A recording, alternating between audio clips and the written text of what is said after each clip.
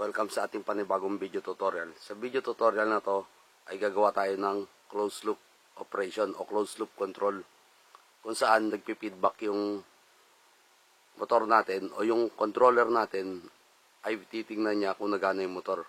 So kung hindi siya gagana, mamamatay yung circuit at mag-alarm. Ilalagay natin tong circuit na to sa nakaraang video tutorial natin na Y delta reverse forward. Tapos gagawa tayo ng start-stop circuit na closed loop operation. Okay, simulan natin. Paganahin muna natin ulit to. Ibo pa. Forward.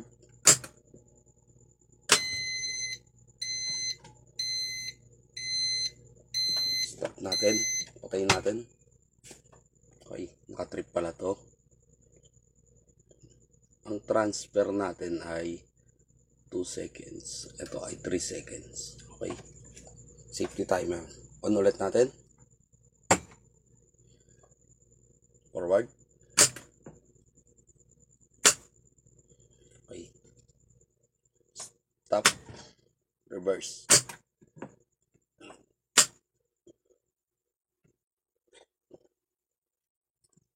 Okay, nagana pa siya. Ito yung merong safety timer natin sa circuit. Ang bala ko talaga dyan, gawing 3 yung timer. So, maglalagay lang tayo timer 3, limit switch. Tsaka dito, ipaparallel lang natin yung contact niya. So, yung dating circuit pa rin, yung timer relay, o yung safety timer relay natin, o yung relay para sa timer 2 na safety timer natin, yung pa rin ang magpapatrip. So, walang nabago. Kung hindi nyo pa napanood to, maglalagay ako ng link sa video description. So, maganda rin yun yung safety timer. Pero gagawin natin, tatanggalin natin yung safety timer, papalitan natin ng gagawin natin pang closed loop tong timer na to. Ang gagamitin natin limit switch, ito yung may dalawang contact, normal open tsaka normal close. Buksan natin. So ayan, yung dalawa sa taas normally open, yung dalawa sa baba normally close. Gamitin natin yung tester. So itong dalawang to ay normally close. May contact, pag tinamaan yung limit switch, mawawala. Sa rest position niya, meron siyang contact palagi. So itong sa taas normally open, palagi siyang open. Pag tinamaan natin yung limit switch, magkakaroon ng contact. Okay, ang gagamitin natin itong normally close. Setup ko muna yung motor tsaka limit switch ng mabilisan. So ayan, binalik ko lang yung ating power circuit na nanggaling sa ating 3-phase na BFD, single phase to 3-phase. Tapos sinet ko yung limit switch dito sa tiyatamaan ng tornilyo na yung pagtiikot. At nilagyan ko siya ng wire sa normally close. Kinabit ko sa tester natin.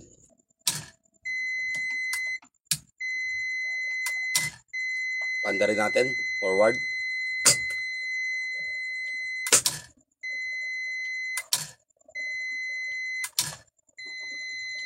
Bilisan ko ng konti speed.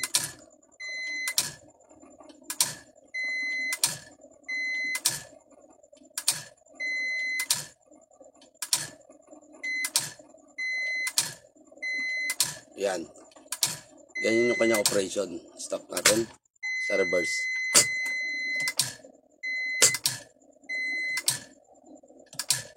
Minsan nasablay yung limit switch. Stop. Ganito yung wiring diagram natin sa circuit na yan, yung merong safety timer. So, tatanggalin ko na lang yung safety timer, tong timer 2. So, tong timer 2 ang kukontrolin natin. Wala na yung safety timer natin. Gagawin nating pang closed loop operation to. Ganito lang gagawin natin. Hindi na siya kasama sa mga matay sa delta, diretso na to. Tapos, lalagyan natin ng limit switch na normally close. Limit switch. Okay. So, mabubuhay lang yung timer natin pag naka-on yung forward o kaya reverse. Tapos, mabubuhay siya pag naka-contact yung limit switch, normally close. Magbibilang siya ng time.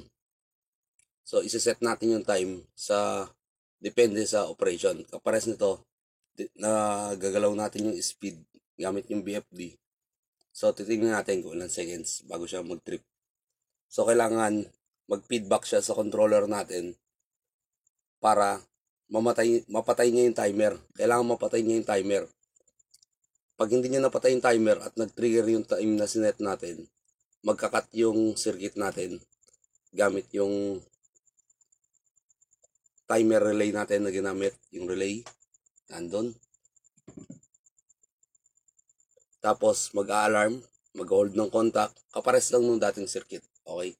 So, wiring ko muna, hindi ko na ako papakita kung paano kayo wire. So, ayan, na-wiring ko na. Hindi ko na pinakita sa inyo yung step-by-step wiring. So, ina-assume ko na marunong na kayo sumunod sa diagram sa mga nakaraang video tutorial natin. Nilagay ko yung limit switch dito sa tinatamaan ng tornilyo ng motor para pag ikot niya, matitrigger siya. Tapos, naglagay ako ng reset button, indicator light para lang sa timer 2 o yung tigabantay natin sa oras kung naandar yung motor. Yung reset button, hindi ko nilagay doon kasi dapat yung reset button kung naka-panel to, nandun siya sa loob ng panel o na-access lang ng authorized person, hindi yung gumagamit ng makina. Para pag may problema, ma-check muna bago i-reset. Okay? Testing natin. Naka-off pa yung BFD o hindi pa siya naka-run kaya hindi aandar yung motor. Dapat to mag-trip. Pag naabot niya yung 2 seconds, nasa 2 seconds yung ating timer. Forward natin. Gumagana yung control. Yan, nag-trip siya. Reset natin. Yan yung ating closed loop operation. Kusa siyang titigil mag-alarm kapag hindi niya nasa-sense na umiikot yung motor. Run natin yung BFD. Dapat iikot na yung motor. Forward natin.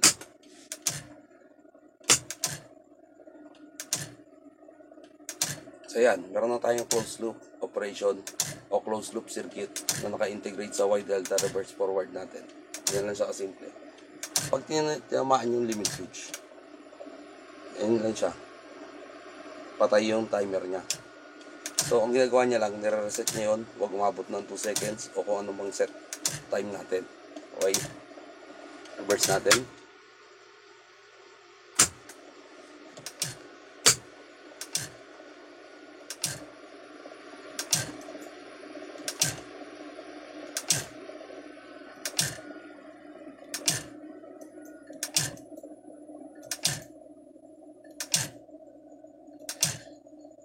So, yan, gumagana siya. Ngayon, subukan natin yung kapag tumaon na nakakontak yung ating limit switch. Pag in-start natin, gagana pa rin. Ang problema. Ang kahinaan lang nito, so meron tong kahinaan. Halimbawa ganito, meron tayong critical operation. Halimbawa na sa conveyor yan, circuit natin. So, naka-Y delta reverse forward to. Halimbawa lang. Tapos, yung limit switch, dito natin lalagay. O yung sensor natin. Siya yung pinaka-sensor. Pwede rin nasa produkto. Naka-sensor tayo. Hindi lang, dito limitado sa limit switch. So, sample lang natin yun. So, halimbawa, umaandar yung motor, tumigil yung limit switch. Tapos, magkakaroon ng problema sa produkto o kaya sa makina. Pwedeng sa susunod na process ito o kaya sa bago sa process na to. Halimbawa, may naglalagay dito ng ibang makina, automatic na naglalagay din. So, magkakaroon ng problema. So, sa normal operation, so, nagkaroon siya ng problema, dapat titigil. Pero, ang problema, pag tinamaan niya yung limit switch na sakto, tumigil to, umaandar yung motor, sakto, dun mismo sa nakatrigger. Ganyan. Pero naandar yung motor. So, yun ang kahinaan niya. Pero madali lang gawa ng paraan yun. Gagamit lang tayo ng dalawang timer, dalawang limit switch, kabilaan. So, kung 1 minute yung rotation o yung cycle natin, gagawin natin yung 30 seconds to 30 seconds to. Kailangan may reset niya yung dalawang timer every 30 seconds. So, sa ganung paraan, kahit saan siya mapatigil, mag-a-alarm. Okay? Ngayon, medyo marami siyang wire. Gawin natin simple lang. Gawa tayo ng stop-start circuit na for loop operation. Gawin na lang natin delta yung motor tapos start circuit na lang. Okay, wiring ko muna. 1 hour later. So ayan, nire-wire ko siya. Ginawa kong start-stop circuit. Bali, isang contactor lang, overload relay. Tapos, meron lang siya auxiliary contact na isa. Tapos, timer. Wala nang yung TR o yung relay na ginamit natin sa Y delta reverse forward. Na ito yung nagko-contact ng alarm at nagkakat sa circuit. So, dito yung timer na ang ginamit na. Tapos, itong start, stop lang ang ginamit ko. So, may ilaw na yan. On natin. Ayun pa rin yung reset button. Naka-off yung BFD. O hindi naka-run kaya hindi gagana. Run natin to. Nakaset lang tayo sa 2 seconds pa rin. So ganun pa rin. Tapos ang motor natin ay 3 leads na lang, naka-delta. Pag pinatay natin, subukan natin patayin yung BFD. Mag-alarm, reset. Perfect. Bale, ito yung diagram niya. So ito lang yung sinundan ko. Meron tayong isang magnetic contactor na letter M, holding contact niya. Tapos gumamit ako ng isang normally open para sa timer. So mabubuhay lang yung timer pag naka-on yung circuit o yung magnetic contactor. Tapos limit switch. Tapos ito yung holding contact ng timer, normally open din. Tapos reset button. So pag nag-trigger yung timer, mamamatay yung contactor kasi papatay niya dito katabi ng overload, normally close ng timer. Tapos pagka-contact to, i-hold niya yung contact niya. So buong circuit ng timer dito sa taas, ito mag-open to dahil patay yung magnetic contactor. Tapos yung overload ay gagana o yung alarm ay gagana dahil mag-hold din tong timer na to. Okay. Yung manual overload, ganun pa rin. Pag tinrip natin to, yun. Okay. So yun lang. Yan yung isang mas pinasimple ko lang, kapares lang din kanina.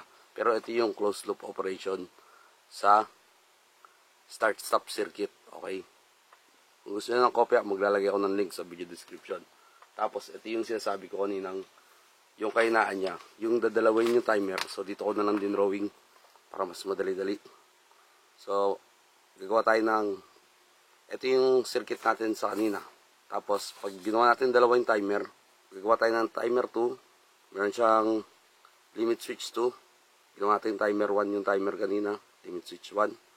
Tapos, ipaparallel lang natin yung contact niya. Ganun din dito para mag-trigger yung alarm. Tapos dito man nakaseries yung isang normally close niya. So, ganun lang. Actually, pwede pa pala natin itong tipirin sa timer.